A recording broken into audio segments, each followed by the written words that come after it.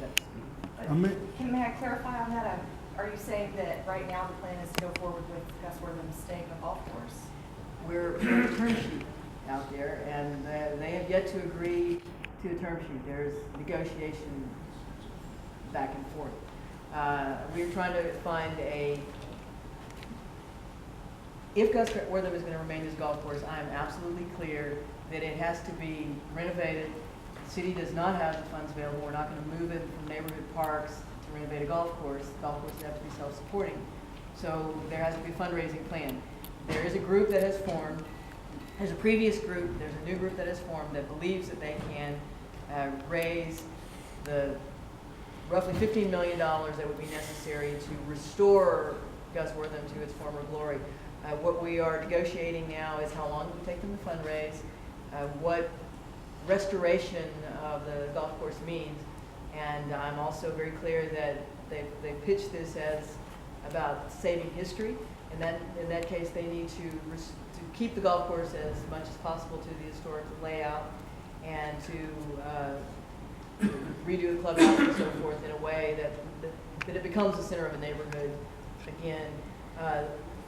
It's the push and pull of those negotiations.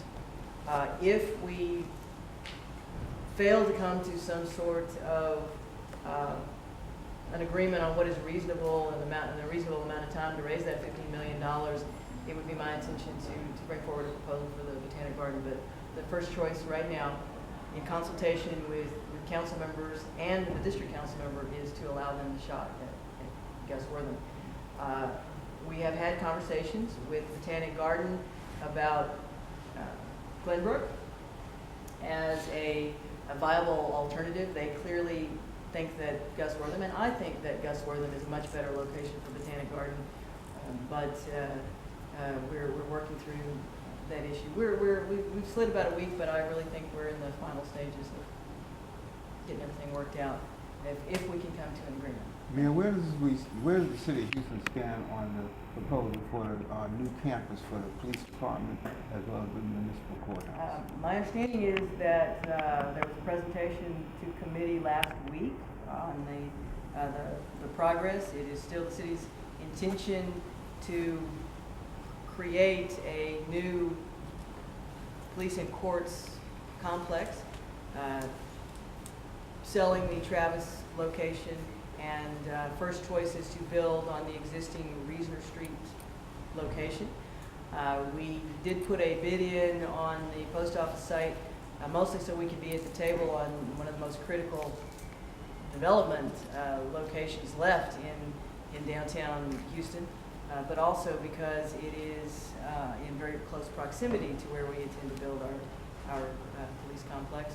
And so nothing really has changed, and I believe that the council has been fully briefed on where we are in terms of the compound. We are about to, our campus, we are about to hire a consulting group to work with us, and we have narrowed down to 3 the groups that are proposing on the P3. Is there any sort of architectural renderings or anything No. that gives the vision? No, Okay. that's why we are hiring, that's why we've selected 3 teams, and one of the things that we were doing that's a little unusual for the city of Houston, instead of, we've gone to 3 teams, we're asking them to, now they need to put pen to paper and really show us things. In the past, we would have then chosen one of them, but we are actually providing some level of reimbursement through this process to all 3 teams, so that if there are elements in one program or one proposal that we like, we can take and give it to another team if we choose that other team. So all of the work product will be coming to the city of Houston. We get to cherry pick. We're done. A little bit. So. Thank you, Any Mayor. thoughts on the Texas draft?